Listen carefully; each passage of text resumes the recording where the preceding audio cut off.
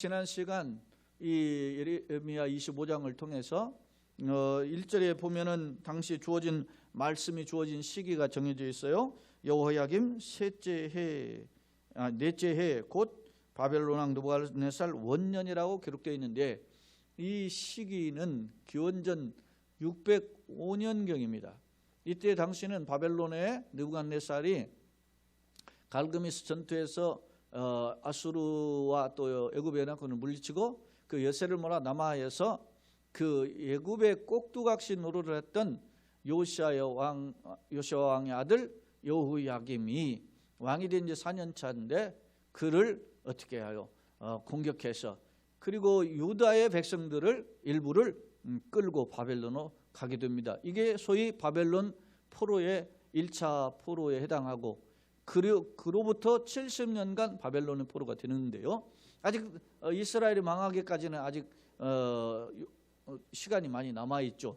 왜냐하면 그 뒤에 597년에 또 한 번 쳐들어오고, 그리고 11년 후에 586년에 완전히 또 망해서 끌려가기까지 약 한 시간적으로는 약 19년 이 정도 남아있는 시간이 있음을 알 수 있어요.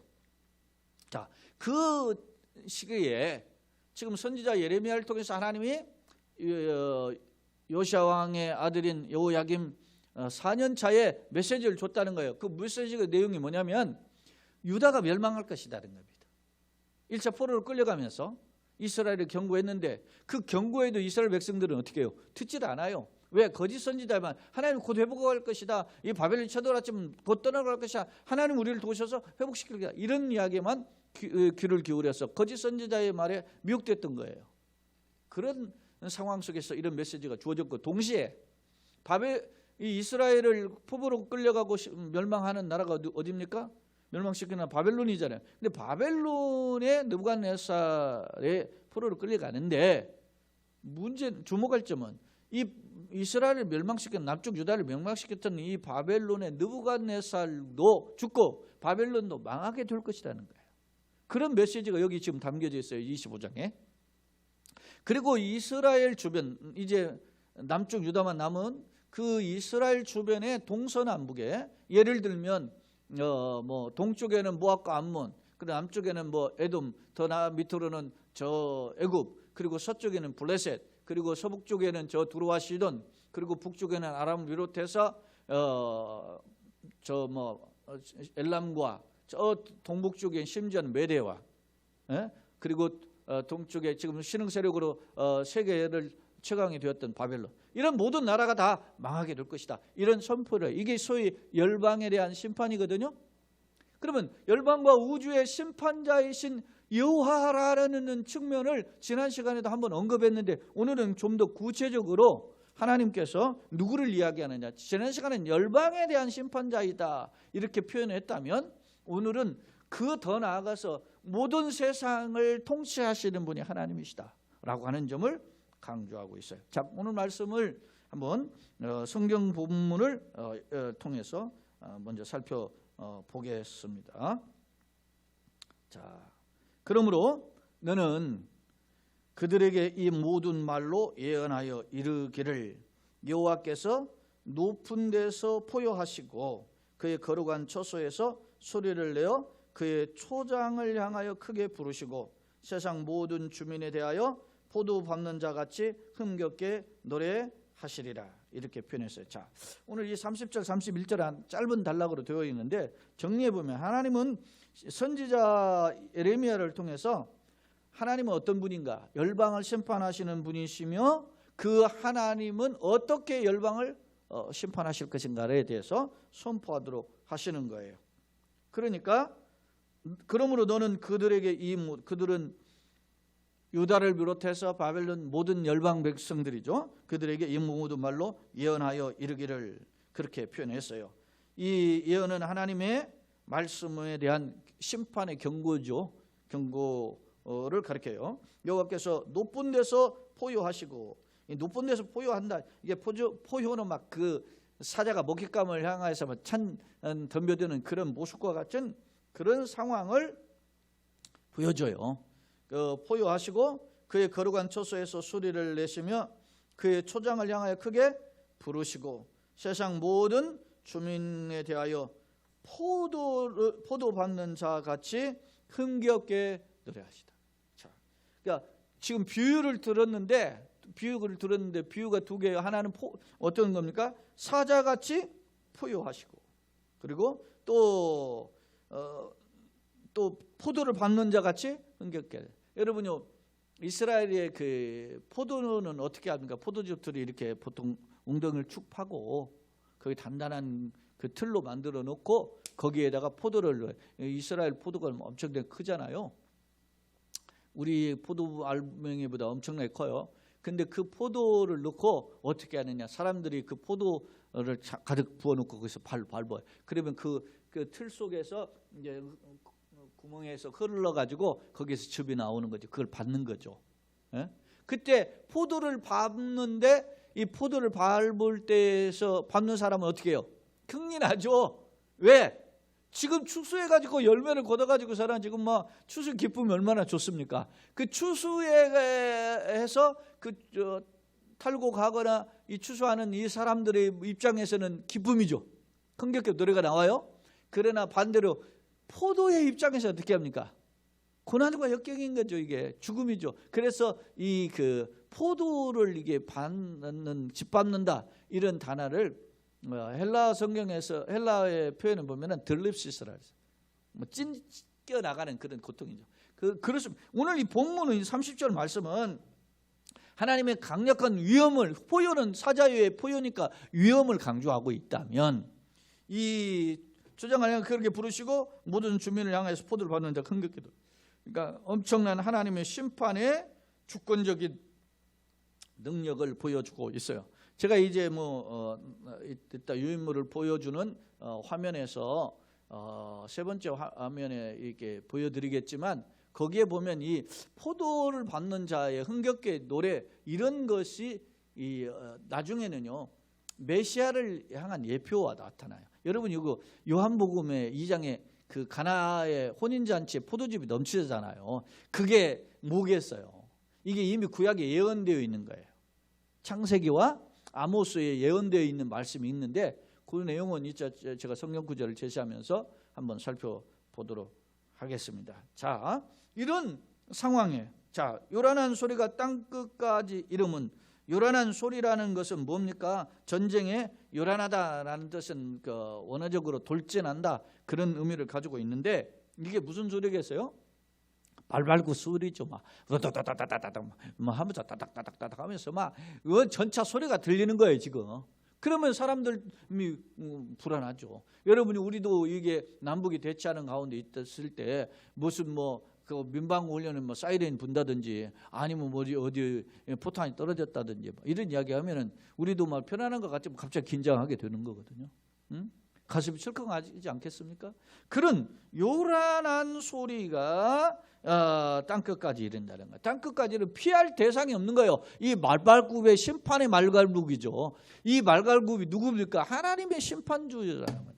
그 심판을 누구도 피할 수 없다라고 하는 점을 강조해요. 그래서 여호와께서 뭇 민족과 다투시며, 그 다투는다는 것은 일종의 어떤 면에서 보면 논쟁 이런 뜻인데, 싸움 이런 뜻인데, 제가 원래의 뜻을 이게 살펴보니까 이 히브리어로 이 단어가 리브라고 하는 단어더라고요. 그런데 이 리브라는 단어가 법정 용어예요.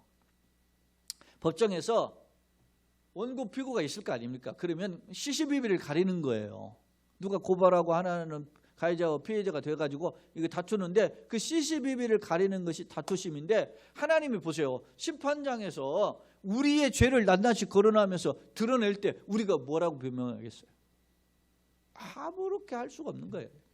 그러니까 뭇민족의 모든 민족이죠. 뭇민족은 모든 민족과 다투시며 모든 육체를 어떻게 해요? 심판하시며. 여러분 보세요. 모든 민족과 다투신다. 그 다음 모든 육체를 어떻게 해요? 심판하되. 모든 사람들을 가리키죠. 그 다음 악인을 칼에 내어 주셔서 3번 반복하고 있어요. 피할 수 없는 거예요. 심판은. 하나님의 주권적인 심판에는 피할 수 없다. 그래서 제가 아까 제목을 그렇게 바꿔봤잖아요.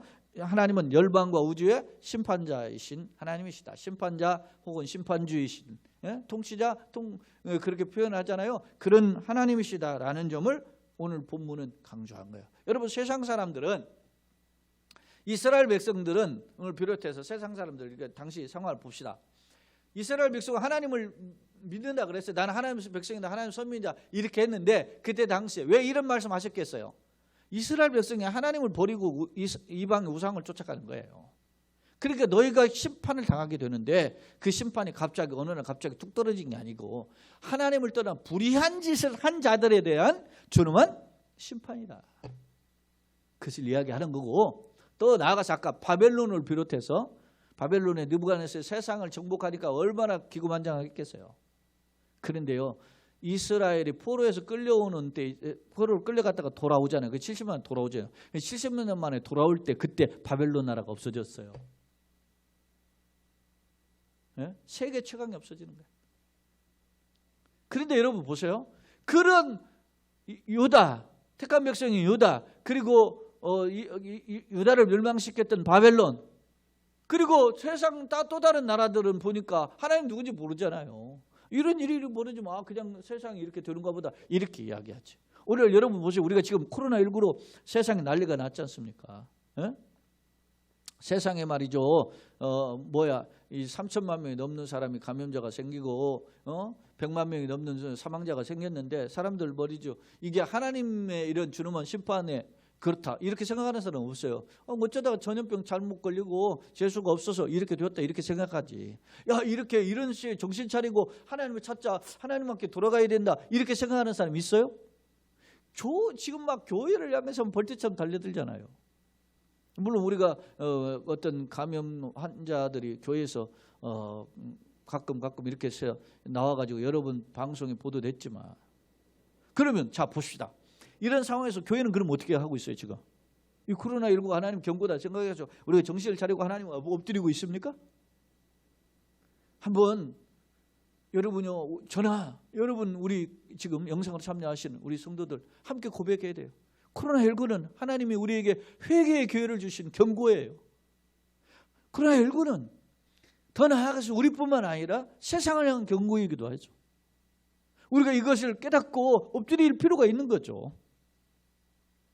야, 아전인수격으로 함부로 끌어다가 해석하지 말아라, 그렇게 할 수도 있겠지만, 그러나 오늘 우리는 이런 말씀을 거울을 통해서 우리가 보는 거 아닙니까?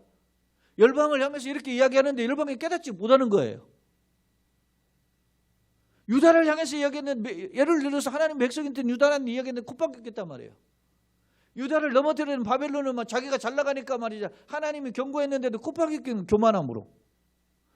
주변의 열방의 백성들은 말이죠, 하나님의 경고 예레미야 선지자를 얘기했는데 하나님 누군지도 모르는데 하나님 귀에 들어오겠어요? 음성이?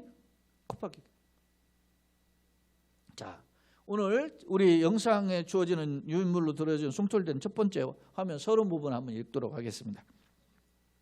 자, 선지자 예레미야는 불신앙과 불순종 때문에 유다가 70년간 포로가 될 것이며 그렇게 선포했어요. 이 말은 이미 앞서 이야기했어요.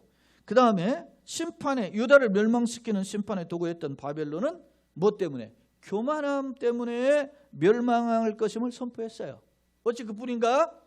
유다의 주변국들, 동서남북이 나라의 이름들, 그런 지난 시간에는 그 나라 이름들 쭉 살펴봤어요. 그 주변국들의 이름을 거론하면서 그들 역시 준엄한 심판을 피할 수 없음을 경고하고 있다. 그렇다면 이 모든 심판의 주체는 누구인가 과연?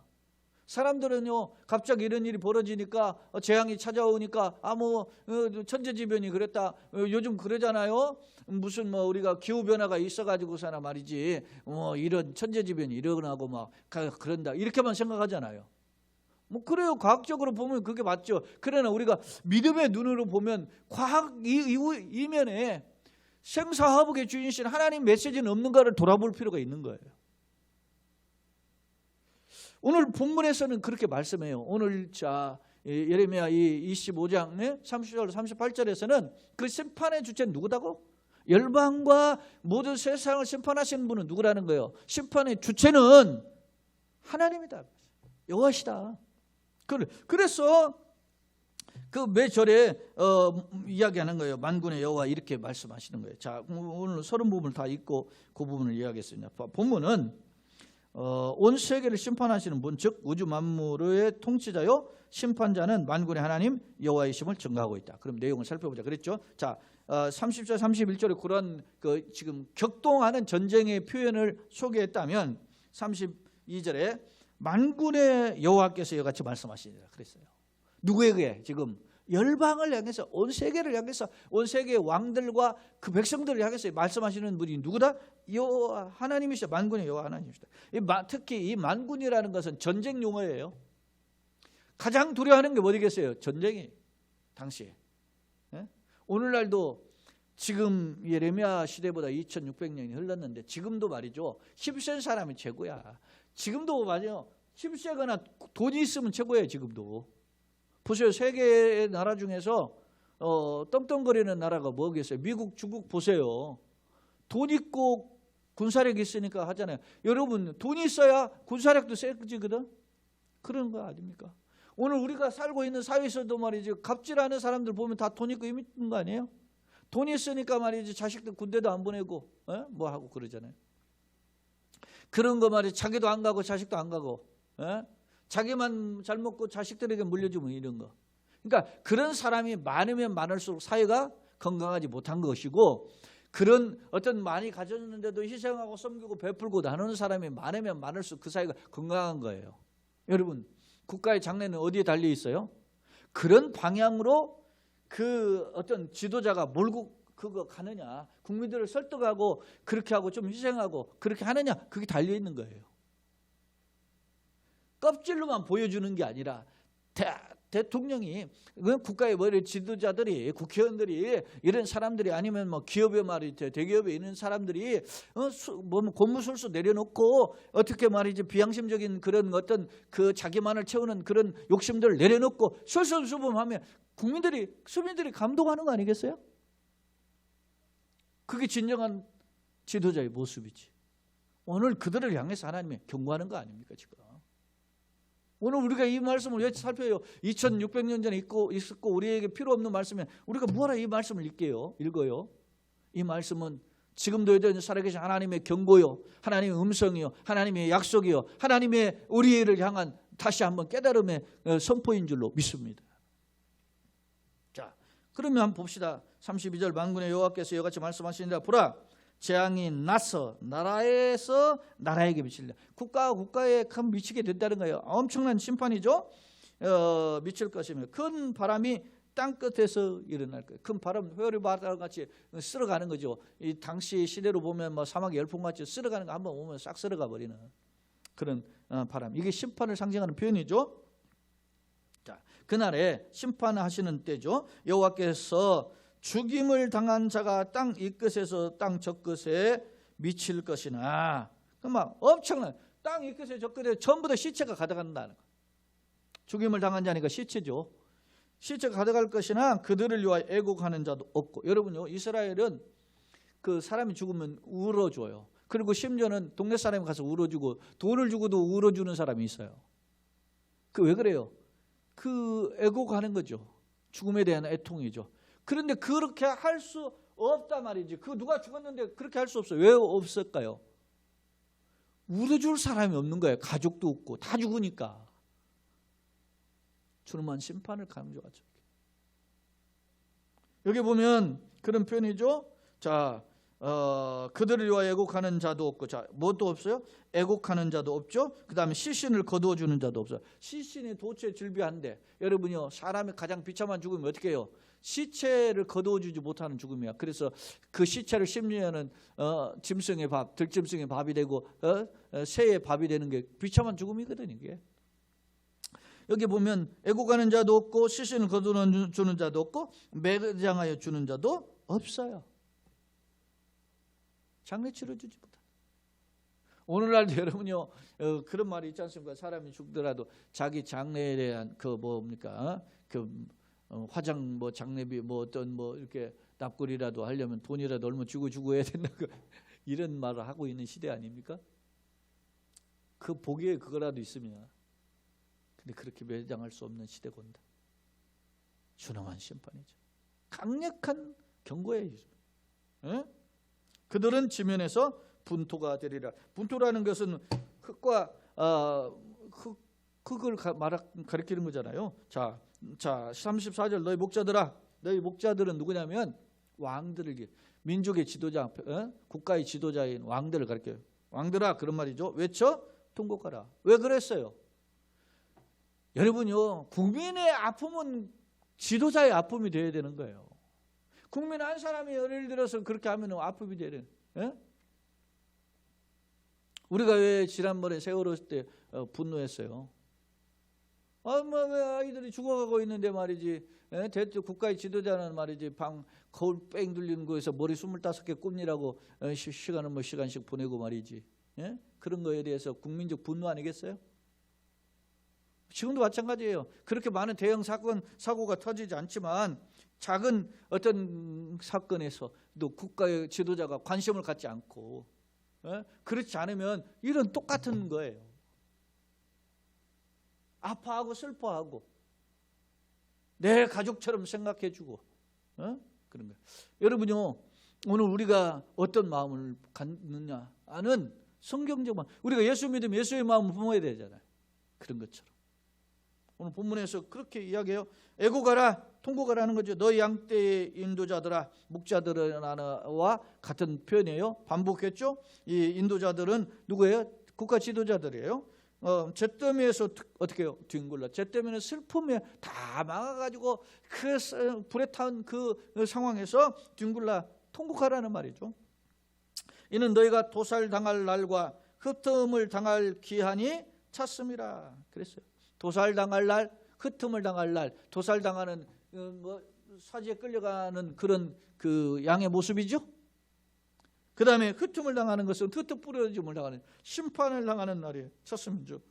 너희가 귀한 그릇이 떨어진 같이 될 것이라. 귀한 그릇이 툭 떨어지고 쓸모없는 것이 돼버리는 거예요. 그렇게 자랑하고 화려했던 사람들이. 어제 방송 보니까 어디 세무서에 그 세금 추적하는 사람들이 말이지 들이닥쳤는데 영상에 나오고 보니까 어디 이렇게 봉투에서 꺼내니까 수표가 한 묶음 나와요. 그래가지고 쭉 책상에다 펴놓는데 1,000만 원짜리더라고 전부 다. 근데 32장이더라고. 이야, 세상에 그런 거 가지고 있으면 세금은 안 내고. 참, 여러분 어떻게 보면 세상이 불공평하게 보이잖아요. 비양심적인 사람들이 어떻게 돈을 저렇게 많이 가지고 있고, 양심적으로 착하게 선하게 살려는 사람이 힘들고 하는 이런 시대에 우리가 있어요. 여러분 그런 낙심하지 마세요. 사람은 정한 때가 있는 거예요. 예수님도 그렇게 말씀하셨어요. 예수님 우리가 밭에 나가 보니까 그 곡식을 알곡을 심었지 않았습니까? 근데 이렇게 가라지가 함께 자랐는데요. 그러니까 보니까 원수가 마귀가 뿌리고 갔구나. 뽑아버릴까요? 그랬더니 가만 두어라. 추수 때에 알곡은 모아 곡간에 들이고 쭉정이는 가라지는 해서 이제 불사르게 된다. 지금 잘 나간다고 세상에 좀 박수 받는다고 겉무술수 쓰고 가지고서나 남보다 말이 조금 한두 칸 더 높이 올라가고 그래서 으쓱거릴 필요가 없어요. 결국 심판날 다 드러나는 거예요. 문제는 많은 사람들이 이런 하나님의 심판의 때를 바라보지 못하니까 어떻게 해요? 현실에 집착하는 거예요. 잘 나가는 사람 어떻게 잘 나갔지? 저 사람 등치고 남 등치고 속이고 그러다가 이렇게 잘 나갔네? 그럼 나도 그러면 그렇게 해야 돼. 이거 잘못된 것인데 그렇지만은 내가 힘든데 그러면서 적당히 타협하면서 그렇게 나가는 겁니다. 기독교인들 중에 그런 사람도 있단 말입니다. 하나님 양심이 있다가도 그렇게 하다가도 말이지 타협을 하고 그냥 적당히 흉내내면서 그러면서 하나님 앞에 와가지고 더 헌금하고 그렇게 하면 하나님이 기뻐하실 것 같아요? 자, 여러분 오늘 우리가 이런 말씀을 통해서 우리 자신의 마음과 우리의 삶을 다시 한번 가다듬고 주님 앞에 바로 걸어가는 그런 계기가 되기를 예수님의 이름으로 축원합니다. 자, 35절에 보니까 목자들은 어떻게 해요? 도망할 수 없겠고 양떼 인도자들은 도주할 수 없으려. 피할 수 없는 거예요. 자기들이 가장 힘있죠. 자기들 가장 옛날에 여러분들 보면은 참 희한한 곳에 성이 지어져 있고 그래 산꼭대기에 그런 곳에 어떻게 성들이 지어져. 왜 그래요? 권력을 가지면은요 불안한 거야. 자기도 권력을 차지할 때까지 고생스럽으니까. 그러니까 더 그 권력을 유지하기 위해서 또 성을 쌓고 그 위에 쏘파. 근데 그 사람들이 안 죽었어요? 그렇게 해서 편안히 뭐 수십 년 수백 년 그 통치하다가 살았어요? 여러분, 제일 두 다리 못 뻗고 사는 사람들이 그런 사람들이에요. 여러분이 북한의 김정은이 그냥 오래 살 것 같아요? 젊은 날에? 오죽하면 뭡니까? 고모부를 죽이고 자기 형을 죽이고 말이지. 그랬는데 오래 살 것 같아 그게? 불안할 겁니다. 언제 어떻게 말이지 저놈이 나한테 배반하고 그럴지 모를까? 그런 생각일까? 여러분은 헤로드 왕이 왜 두 사라를 죽였어요? 자기 아들까지 죽인 사람이야. 그런데 유대인의 왕이 태어났다가 하니까 깜짝 놀라가지고서는 두 사라를 다 죽인 거지. 베들레헴. 선지자들 물어봐. 야 메시아가 어디서 태어난다 했지? 베들레헴이. 그래? 베들레헴에 가서 말이지 두 사라를 다 죽여라 말이지. 이렇게 했는데 헤롯이 안 죽었습니까? 죽는 거죠. 사랑하는 여러분, 인간이 잘 나가고 화려한 것 같은데도 별거 없어요. 여러분, 국가의 대통령도 5년밖에 못 하잖아. 근데 5년 하고 뒤에 장담을 못 하니까 또 내가 권력을 계속 안 잡으면 또 다른 사람이 잡으면 말이지, 나를 반대하는 편에 잡으면 어떻게 지금 가볼까 그러니까 막 불안한 거야. 그러니까 자기가 또 계속 유지하려고 말이지 그렇게 하는 거야. 명분은 국민들 사랑합니다. 국민들 복지를 위해합니다. 국민들에게 더 행복한 나라를 이야기했습니다. 말이 그렇지만은 지네들끼리 같이 뭐 잘 먹고 잘 사는 어떤 정권 잡아나 여나 똑같아요. 그것에 우리가 속지 말아야 돼. 인생은 무상이고 권력은 하루 일장 춘몽이야. 어느 봄날에 잠시 긴 꿈을 꾸는 것 불과해요. 공수래 공수가예요. 오늘 본문에서 보세요. 양떼 인도자들은 어떻게 해요? 도주할 수 없어요. 심판 피할 수 없다는 거예요. 자, 목자들이 부르짖는 소리와 양떼 인도자들이 애곡하는 소리요. 여호와가 그들의 초장을 어떻게 황폐하게 해서 심판해버리니까, 저놈한 심판이니까 그 심판을 피할 수 없으니까 이렇게 튀었다라고 이야기해요. 마지막으로 이제 또 마지막 단락이 37절 38절인데요. 평화로운 목장들이 여호와의 진노하시는 열기 앞에서 적막하게 되리라. 적막은 조용한 거죠. 사람 사는 곳이 없는 거야. 너무 조용한 거예요. 여러분요, 예전에 저희 어머니나 저 어르신들 그런 말을 했어요. 무슨 말씀 하느냐? 자기 집안에 대문에 풀이 나면 안 된다. 풀이 난다는 말은 뭐예요? 사람이 들고 나는 게 없는 거야. 그러니까 우리 집안에는 사람이 자꾸 들고 나야 되네. 이렇게 살았어요. 근데 요즘은 사람 피하잖아. 코로나 때문에 피하기도 하지만 요즘은 사람 만나는 게 귀찮은 거야. 여러분요, 많은 사람 만난다는 건 뭐예요? 대인관계가 원만하고 남한테 인정받으니까 내 집에 사람들이 끄는 거지. 주님의 사랑, 지식을 가지고 있으면 지식을 나누는 사랑, 달란트를 가지고 있으면 달란트를 나누는 사랑, 그리고 재물을 가지고 있으면 재물을 나누는 사람. 여러분요, 여러분에게 주신 그 달란트 때문에 돈도 벌고 그러잖아요. 요즘은 뭐 특별하게 막 세계 막 갑부들이 막 기하급수적으로 늘어나 많이 버는 사람들이 있잖아요. 그런데 그 수많은 돈들을 버는 데만 익숙하지 어떻게 사회에 환원하는 데에는 잘 익숙하지 않아요. 어떤 사람들이 훌륭한 사람이고 어떤 나라가 훌륭한 나라입니까? 그렇게 자기가 가지고 있는 것 세상에 얼마만큼 잘 돌려주는 자가 많은 것이 건강한 나라고 그 1등 국가예요. 그런 마인드가 필요한 거죠. 어디에서 나와요? 그 마인드를 우리는 성경에서 찾는 거예요. 예수님의 말씀에서 찾는 거예요. 예수님의 삶에서 찾는 거예요. 그래서 우리가 그렇게 사는 거예요. 자, 적막하게 되리라. 그가 젊은 사자같이 그 굴에서 나오셨으니 그 호통치시는 분의 분노와 그의 극렬한 진노로 말미암아 그들의 땅에 폐허가 되리라. 반복 강조죠. 주님의 준엄한 심판, 사자 같은 주님의 강력한 진노 앞에, 주님의 분노 앞에 그들의 땅에 폐허가 될 것임을 경고하고 있어요. 누가? 왕들이 통치하던 나라들, 세상의 모든 나라죠. 그러니까 결국은 이 말씀은 결국 뭘 보여줘요? 하나님은 이 땅의 세상의 통치자이시고 우주 만물의 주인이시고 통치자이시다. 그것을 보여주고 있는 것입니다. 자, 두 번째 화면에서 오늘 본문의 내용을 요약하는 내용을 한번 살펴보도록 하겠습니다. 첫 번째, 하나님은 선지자에게 열방을 심판하시는 분은 여호와이심을 선포하라, 그렇게 명령하셨어요. 그래서 예레미야가 이제 그 선포하라는 명령을 따라서 선포하는 내용이 32절로 38절이거든요. 자, 두 번째 이제 32절 33절에 준엄한 심판이 온 세상에 미침으로 장례식도 제대로 치르지 못할 것임을 경고했어요. 앞서 그랬잖아요. 시체가 도처의 질비예요. 애국해 줄 사람, 장례 치러 줄 사람이 없는 거예요. 그런 상황이 벌어지게 될 것이다. 34절 36절, 여러 국가의 통치자들은 나라와 민족의 멸망으로 어떻게 해요? 탄식할 것이다. 여러 국가의 통치자들, 목자들로 표현되어 있잖아요. 그런 자들을, 또 양떼의 인도자로 표현되어 있지만 이건 국가 지도자들이에요. 그런 사람들은 어떻게 도망을, 자기가 가장 힘이 있으니까 그럴 때 어디 막 요새를 파놓고 도망할 것 같잖아요. 그러나 심판도 피할 수 없어요. 여러분들이요, 살기 위해서 사람들이 말이지 무슨 뭐 그 어디 뭐 갑자기 막 지구에 막 갑자기 종말이 오면 어디 피하는 막 지하에 막 쫙 뭐 500m 있는데 또 해가지고 뭐 대피소를 만들었으니까 거기 회원문지 받다 얼마 전 꽤 몇 년 전에 그런 이야기가 나왔었거든요. 피할 것 같아요? 피할 수 없어요. 오늘 말씀해 보니까 하나님 준엄한 심판 피할 수 없어요. 여러분요, 새하늘과 새 땅, 예수님 오실 때 새하늘과 새 땅 펼쳐지는데 이전 하늘과 이전 땅은 다 없어지는 거예요.